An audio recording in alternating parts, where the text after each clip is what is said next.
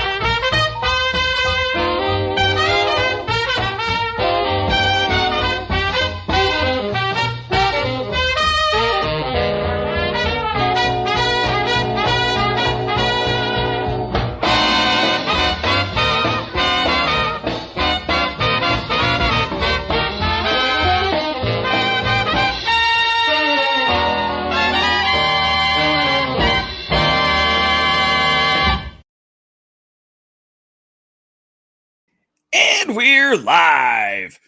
I am kind of annoyed. I am in the process of. I got to take this thing down. Boom. There we go. This is also not set up right. What the heck just goes on here? Okay. That's interesting. There we go. Oh, I know why it's like that. Well, now I buggered it all up. Is this the right mic? Yes, it is. Okay. So, hi, everybody. I've been fighting with the TV to just bring up my damn channel. That's all I want. Typey. Do you think it wants to work? No, it does not. So that's kind of annoying. All I wanted to do was just be able to go click, and no. It just keeps going to like anything else that it possibly can, other than me. And it's really frustrating. I'm having to go like super slow, one letter at a time. There we go. And oh, look, there's that. I just wanted to be able to see that I can see things, and now I can. Huzzah. So, welcome, everybody. Why are you... I also did an update to my system. Hey, Timescales, welcome. Thank you for joining in. Pizza Man, thank you so much for popping on at the very least. Feel free to leave me on in the background, whatever. I appreciate it. Subscribe if you aren't. Today we are going to be playing something a little different. This is the Call of Cthulhu, the story, the Call of Cthulhu, in a format called Choose Cthulhu. This is a solo adventure storybook, similar but legally distinct to a certain very litigious 1980s similar formatted type book thing. So we're going to play that, and we're probably going to have to play it a few different times because, that's how that sort of thing works. So here's what we're going to do. We're going to put this up. We're going to move this over to here. And then we're going to go like this. Nope. Why am I not where I'm supposed to be? What's going on? I'm supposed to be over there. Oh, I know why. There we go. There we go. I set up a new look. And it as you can see, a little different than what I'm usually doing. And then we're just going to move this, mostly because I can't set this up the way I would like. Because you can set up PDFs as slides and just run them through on StreamYard. But there's hot links in this, so you can't.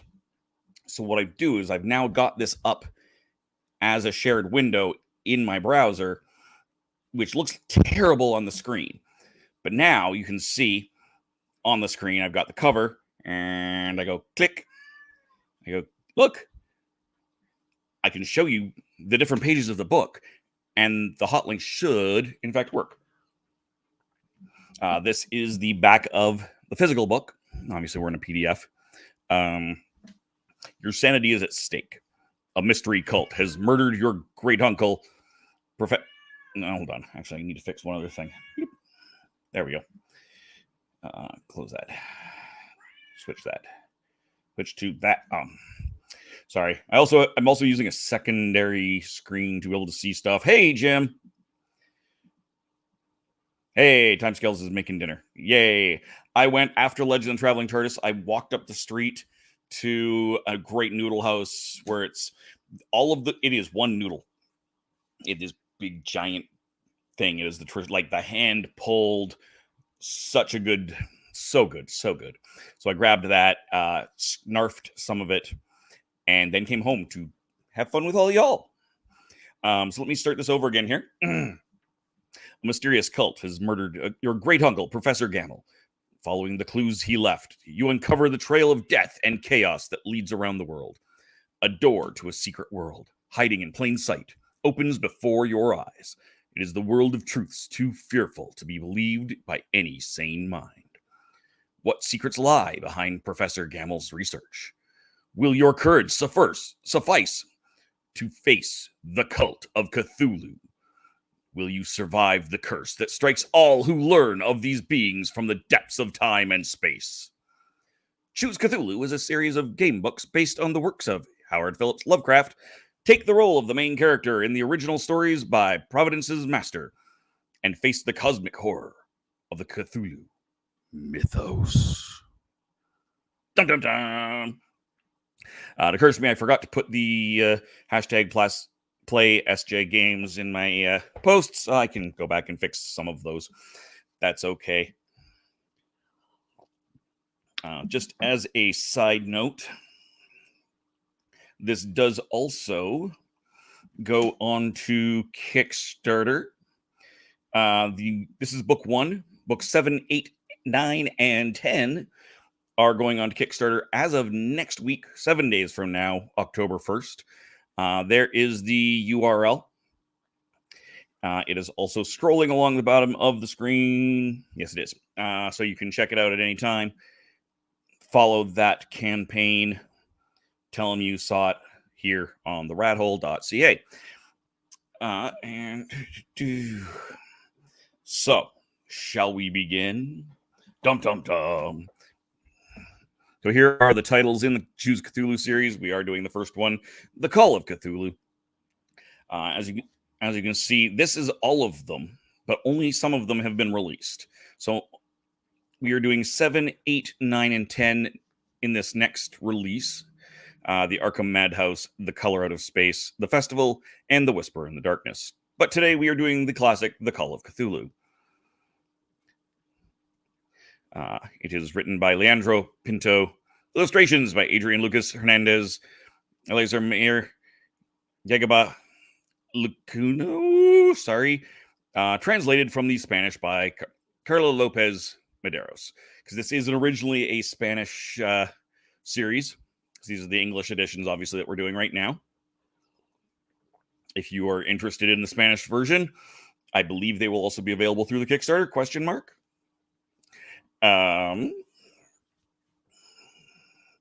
Just popping over here, checking comments. Warning. How many times have you felt like screaming, "Don't do that, you fool!" when reading a book or watching a movie? Well, this is your chance to be the one that makes the decisions. You'll find many different actions to carry out within the pages of this book. As you read through the story, you'll choose what you want to do.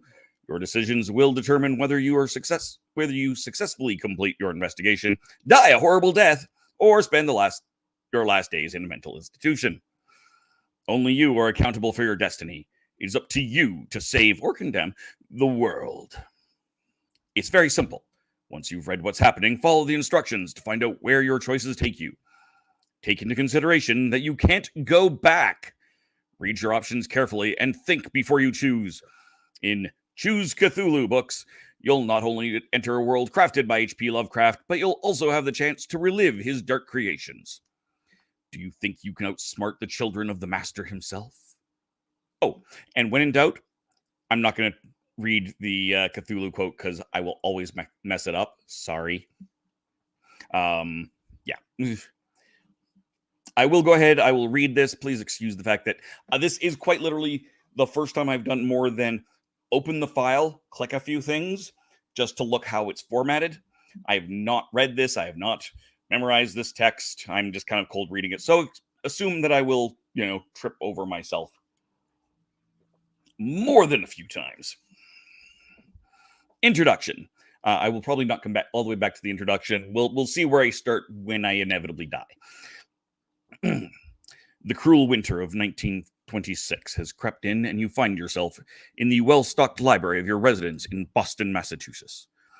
The newspapers have announced heavy snow for tonight, and from where you stand in the shadow of the bookcases, you notice the first snowflakes fall against the window pane.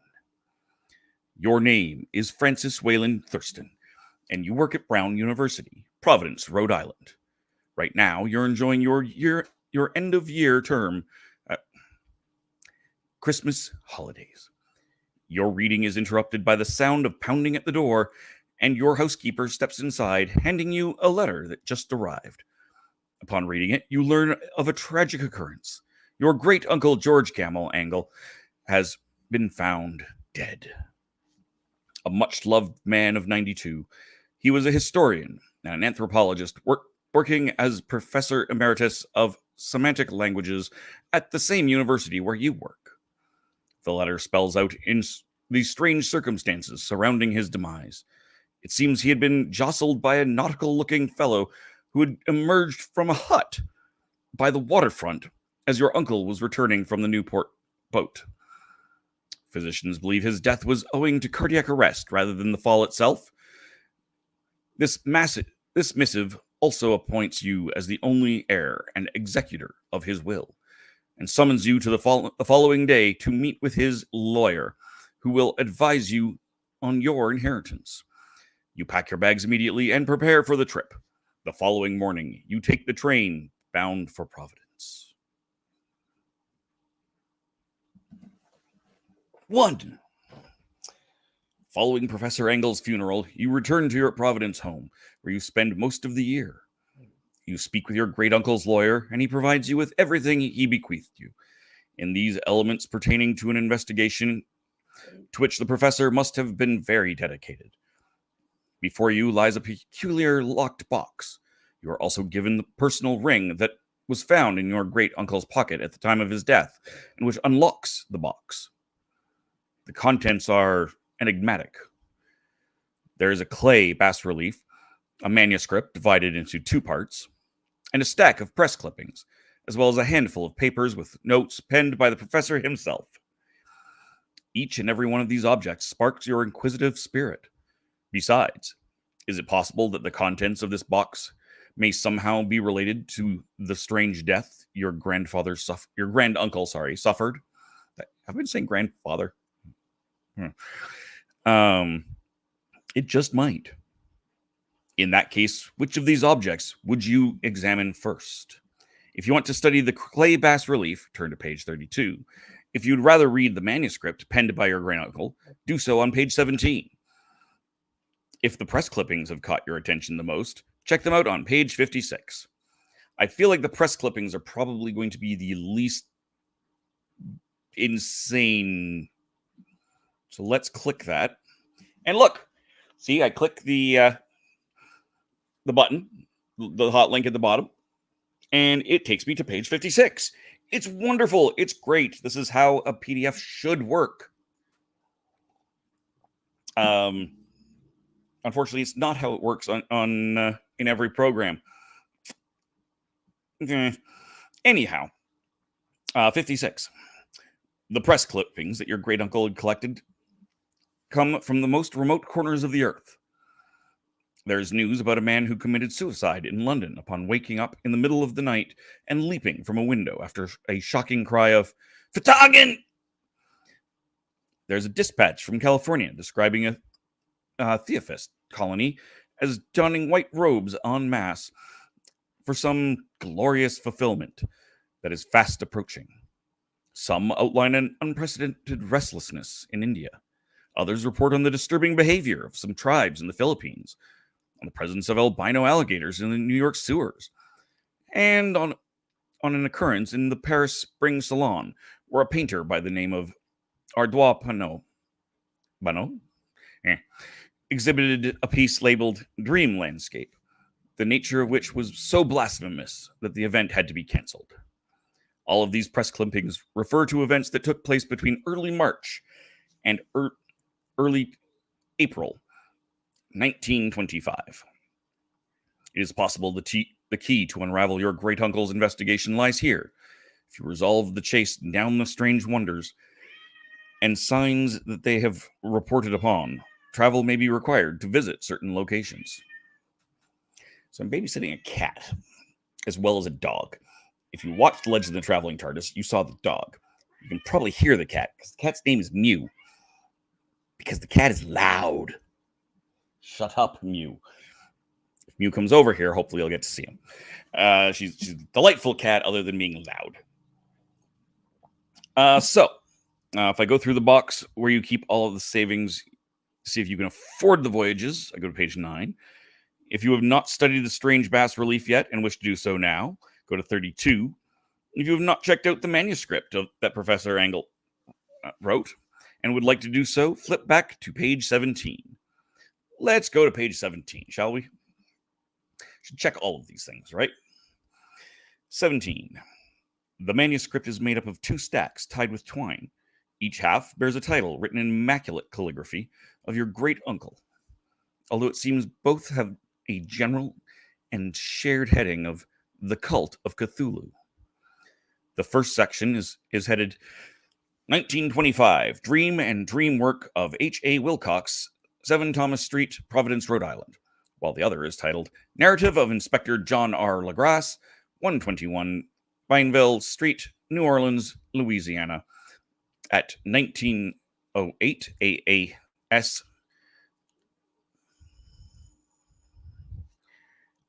I don't know what that abbreviation is. Notes on same and Professor Webb's account. Apparently, they deal with profusely researched and important matters. Which of the 2 would you like to peruse first? Although perhaps you would prefer to return your attention to the box once more and choose another object. Hey, Mel's here. I love Cthulhu-themed games. That's awesome. This is different. This is different. This is different as far as a stream goes. If you choose to read The Dream and Dream Work of Henry Wilcox, turn to 10. If you would rather start by reading Inspector LaGrasse's report, go to page 51. If you still have not examined the bas relief and would like to do so now, go to page 32.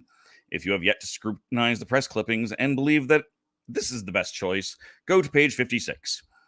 We will go to the relief. Beep. 32. The clay bas relief depicts a monster of a form that only a diseased fancy can conceive. It suggests an amalgamation of a humanoid creature with a dragon and a squid. Next to the bas relief are notes penned by your great uncle himself, implying that he was not able to decipher the meaning of the indecipherable hieroglyphs that are carved on the tablet, despite all his knowledge and proven learning. There is also a brief description of the artist who sculpted it. His name is Henry Anthony Wilcox, and he lives in the Fleur de Lis building, a student accommodation near the Rhode Island School of Design. Perhaps it would be advisable to pay him a visit, or maybe you'd rather examine the rest of the contents of Professor Engel's box. Oh, let's take a closer look at those press clippings. Manuscripts, there we go, that's what I want. Bloop. We've read this already, so I'm not going to read it again. We will skip to the Dream and Dream Work of Henry Wilcox. Turn to page 10. Bloop. These pages contain a report regarding the meeting of Professor Engel with Henry Wilcox, the sculptor who worked on the tablet. It seems remarkable to you that the boy created such a piece exclusively while he was asleep. According to your great uncle, the young man claims to dream of an ancient prehistoric city born in an unknown open ocean. an ancestral metropolis crowned with pinnacles and minarets, from whose surfaces oozes a greenish primordial slime. Professor Angle no longer showed any interest in the tablet after that, since the clay was freshly molded, meaning it was not an archaeological discovery. The explanation Wilcox gave the professor had rendered him speechless. It is new indeed, for I made it last night in a dream of strange cities, and the dreams are older than brooding Tyre, or the contemplative Sphinx, or the garden-girdled Babylon. His period of hallucinations took place between March 22nd and April 2nd, 1925. This phase of delirium, sleepwalking, and demented artistic expression coincided not only with the most considerable earthquake tremor felt in New England to date, but also with the hallucinatory lapses of many others across the world. Many artists and people with acute sensitivity, Wilcox's recovery signaled the end of the collaboration between the artist and the professor.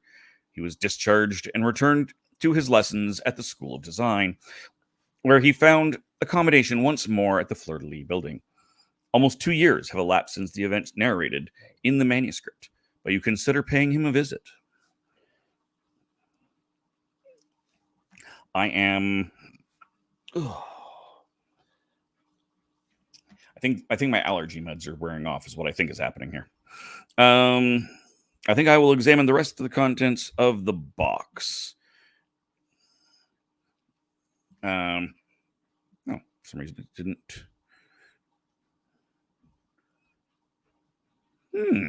Interesting. So this did not take us to where I thought it was going to take us.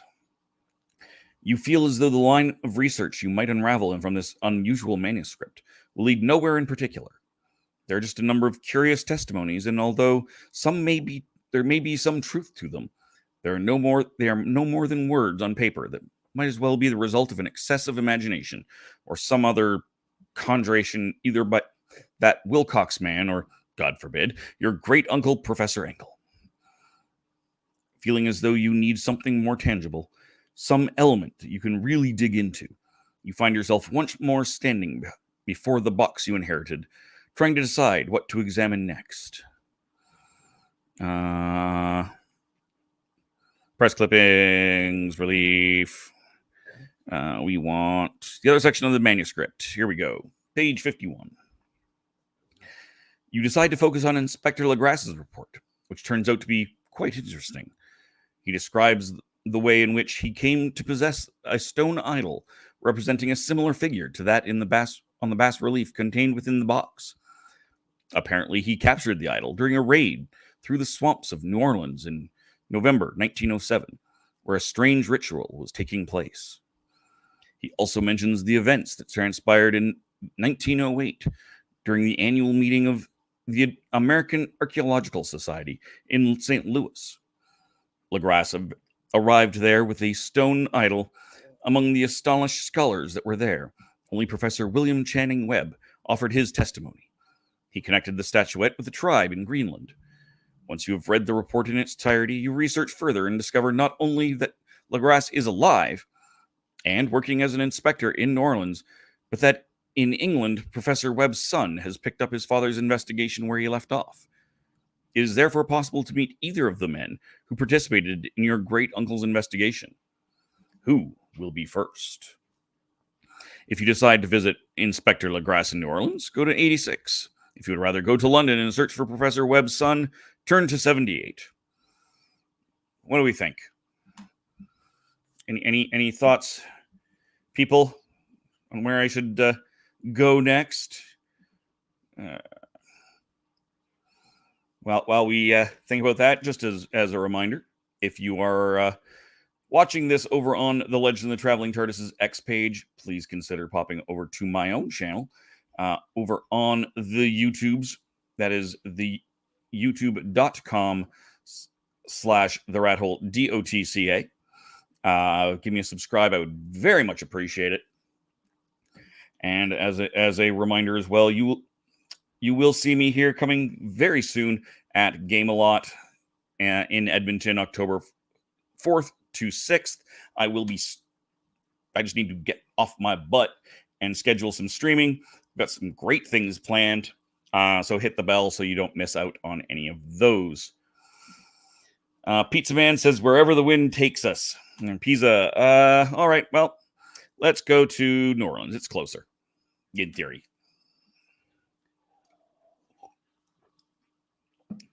Meeting with Inspector Legrasse proves to be relatively easy. His office smells of tobacco, and the whole room is drowned in gloom.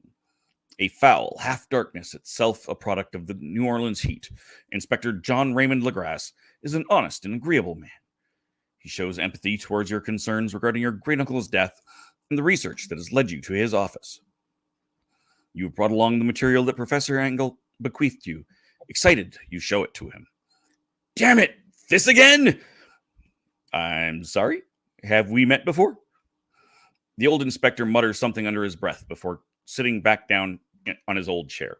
Sorry, I must have mistaken you for someone else. He says, still studying you head to toe. Let me tell you a story. Confused but captivated by his deep and cautious voice, and hypnotized by the thick smoke of his spiced tobacco, you prepare for his tale. There's only one selection here. Listen to Inspector Legrasse's story on page 67. A couple of years ago, when this whole thing started, starts Legrasse, I had the chance to meet someone called Johansen, Gustav Johansen. He was a Norwegian sailor who, almost by accident, ended up on that accursed island, Ryle. I was still researching the Cthulhu cult. Bear in mind that after raiding the swamps and confiscating a particular fetish, I grew almost obsessed with this case. Well, I heard about this Johansen man when reading about the arrival of the freighter Vigilant, which was towing the steam yacht Alert. And you know what, Mr. Thurston? I believe that man could tell you far more interesting tales than anything you might dig up in this country. We've seen many brotherhoods of officiants performing the unusual voodoo rituals, but there haven't been any traces of the Cthulhu cult in New Orleans since. You stare at the inspector with what he reads as a quizzical glance and almost immediately resumes his monologue. Trust me, I traveled to Oslo and tracked down Johansen. When I met him, he was writing down his own tale. I strongly suggest you pay him a visit, I assure you.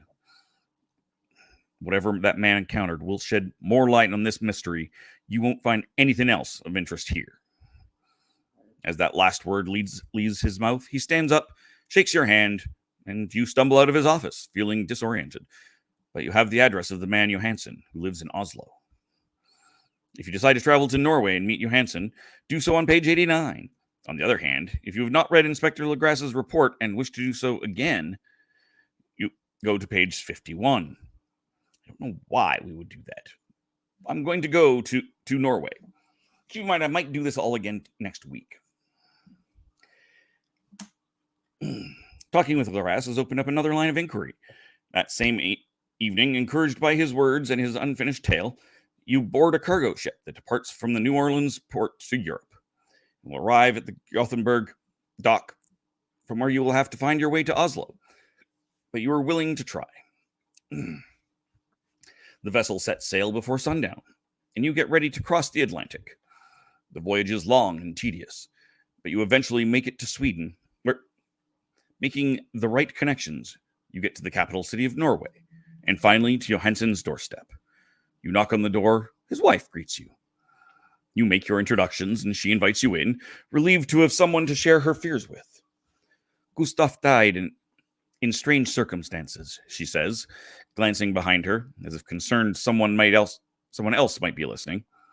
He was crossing an alley by the docks, and a bundle of old newspapers fell onto his head from an attic, ending his life. However, his manuscripts are still here. She puts down the cup of tea she's sipping, visibly trembling, and hands you a thick stack of papers bound by a length of twine. She seems relieved to have disposed of the document as you set off for home. It's been a very long journey, and the results somewhat meager, but you assume you might find some answers in that manuscript. Whatever they may be, you must restrain yourself from reading it until you arrive home. I have no idea why. Face Johansson's manuscript on page 99. You are back in Boston, in the comfortable library of your own home. You have undergone a long journey to Oslo to recover a crumpled manuscript that once belonged to Gustav Johansson, a Norwegian sailor who, according to Legras, traveled to Rayleigh 2 years ago. Excuse me. When Professor Engel started his investigation. There is something sinister and dark about that manuscript. Somehow, you were on the fence about reading it. Poor Johansson did meet an unfortunate end, as did Professor Engel. Are you willing to follow the footsteps of your great-uncle? Is heeding the call of this Cthulhu entity just a simple way of condemning yourself to an ill-fated end? Or is it all mere superstition? If you decide to read the manuscript, all the same, open it on page 2. If you decide to cast it into the fire and abandon research forever, light a cleansing flame on page 11. I feel like this is a terrible plan. We can keep going longer. We're going to open it. This is a terrible plan. You could not have imagined that among the papers you have brought from Norway, you would find such a demented tale. Johansson's prose becomes almost palpable, and his retelling of the horrors he witnessed on that Rayleigh island, whose name is hard to pronounce as its existence is unknown, drives you to derangement. Prey to hysteria. You destroy the manuscript that, to your own dismay, you could not help reading all the way through. Henceforth, your life becomes an ongoing nightmare. You have repetitive and recurrent dreams about the strange creature that escaped from the sealed tomb of Rayleigh.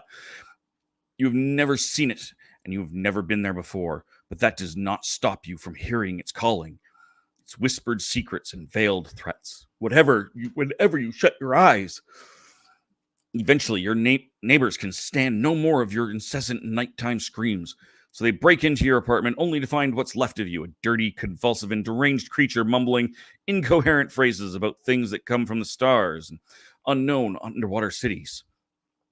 No one knows what caused this delirium, but the clay bas relief that you seem to worship with candles and small animal sacrifices certainly catches their eye.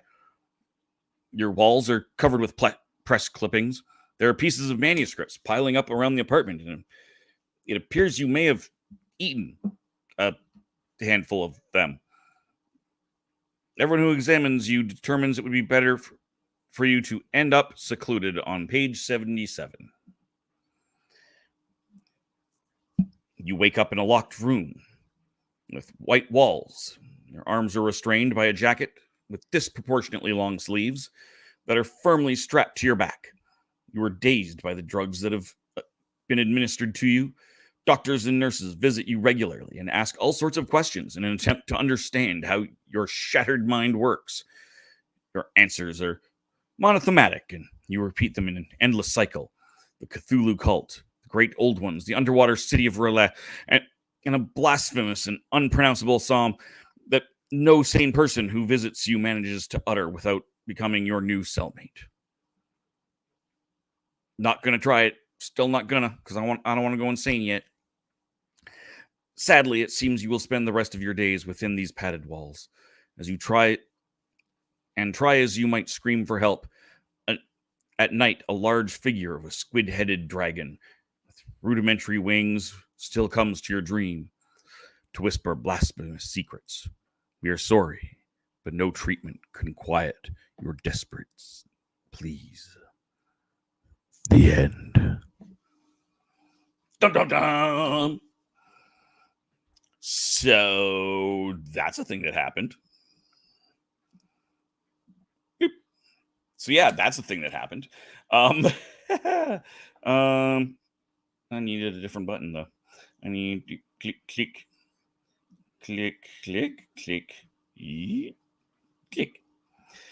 So yeah, that's the thing that happened. I went insane. Shocking, isn't it? That in a story about Cthulhu, I would go insane. Let's see. We are at just shy of 40 minutes. Damn. Yeah, exactly, Pizza Man. That's exactly correct. What's going on? I don't know. That's why such a Cthulhu thing to do. Yeah, isn't it though, Mel? Like that's yeah. This is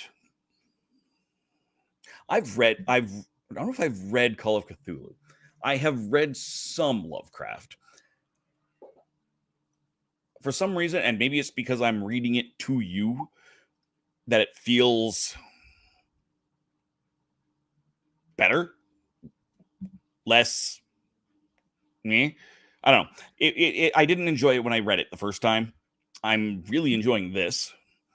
And yeah, maybe it's just the fact that I am telling you this story.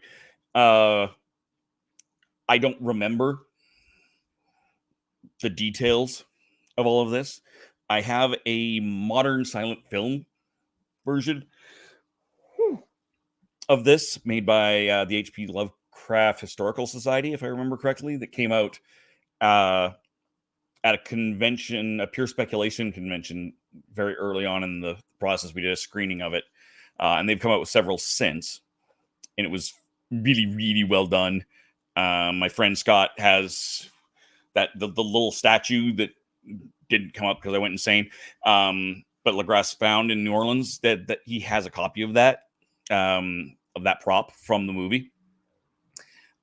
If I was at home right now, I'd be drinking from my Cthulhu tiki mug from Stormcrow. But again, I'm not, as you can clearly see, for anyone who has been here before. I think it will be more poignant if I don't do this a second time tonight. I probably will do this again, probably next Tuesday, maybe before that. We shall see. I have a very long day tomorrow. I have to kill some time. I've got some meditation to do in the evening here in Edmonton, and then I head back to home in Red Deer, which is a couple hours away. I may or may not be in the town of Acme to join Mel and from Mel's boardroom, Mel's board game room to play some stuff. We shall see. Love the Cthulhu story, but with the stormtrooper in the back. Yeah, it's a fabulous piece of artwork. It really is. She's got a less fantastic, but no less fantastic, but much more mass market Dalek poster over there. This is this is Kit. I have this still sitting in my banners when Kitty was playing was doing a something with me. But this is Royal Phantom King's Twitch page. Who Kitty and Phantom are who I am here with. They're off. They'll be returning from Seattle tomorrow. They were at the big concert down there. But so I just wanted to say thank you to them. Since I mentioned Scott and Anita, Scott was also very nice. This is the same Scott that loaned me a copy of Roll Camera, which I did the other day.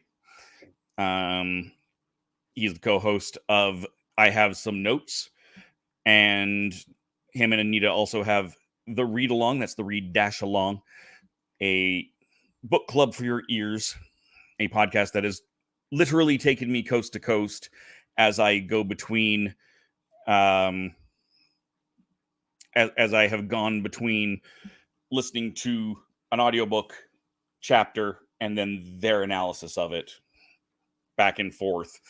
I've gone through almost everything. They were in the midst of a book on my last trip, so I've got at least one more book that I can check out on my next trip, which is probably February. Jim, looking forward to Mel's board. Yes, Mel's boardroom as opposed to Mel's board game room. Yeah, I can't talk, which is one of the reasons why I'm thinking I might not do another round.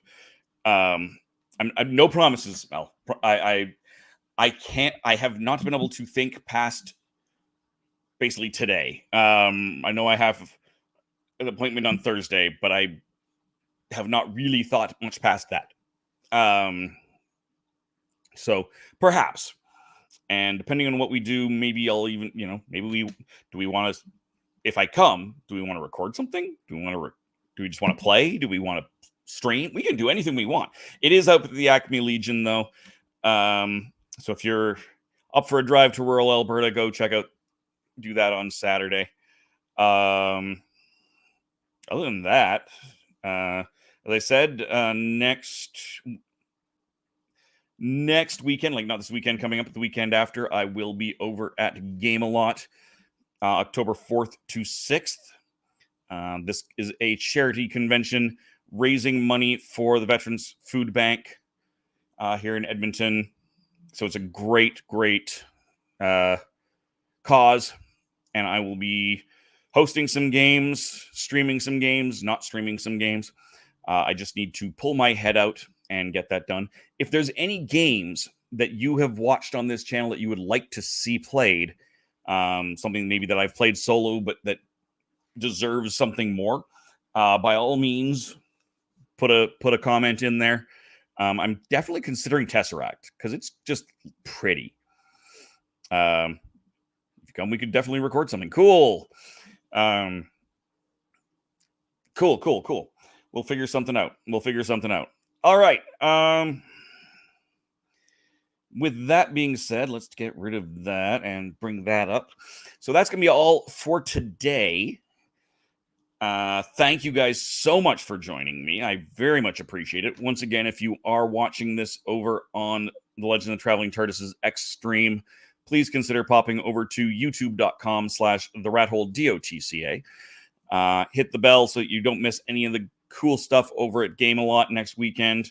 Or if I randomly go live or record something with Mel, who knows? Also, October 1st, next Tuesday, I will be opening an adventure calendar, which is Brew. It's the adventure calendar number 9, which is Brew. A dice advent calendar, 31 days. You'll find that on my channel, a YouTube short every day, and maybe something similar in the more traditional Advent season. Just saying. Hey, thank you, Peas Man. Thank you for joining me. Post a list of games. That's a very long list, Jim. Honestly, easiest thing is just go when you're done. When this stream's over, hit the channel, go over to the live listing, and just go, or the live playthrough playlist, and just kind of scroll through and see what's what. But things on the list so far, like I said, is going to be probably Tesseract. Debating the Night Cage, just because it is the season and all of that. I'll be picking Kinfire Delve up again soon.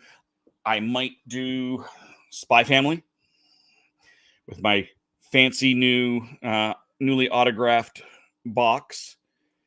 Thank you again to the cast of Spy Family for signing that for me. So yeah, there's a ton of stuff that I could end up doing.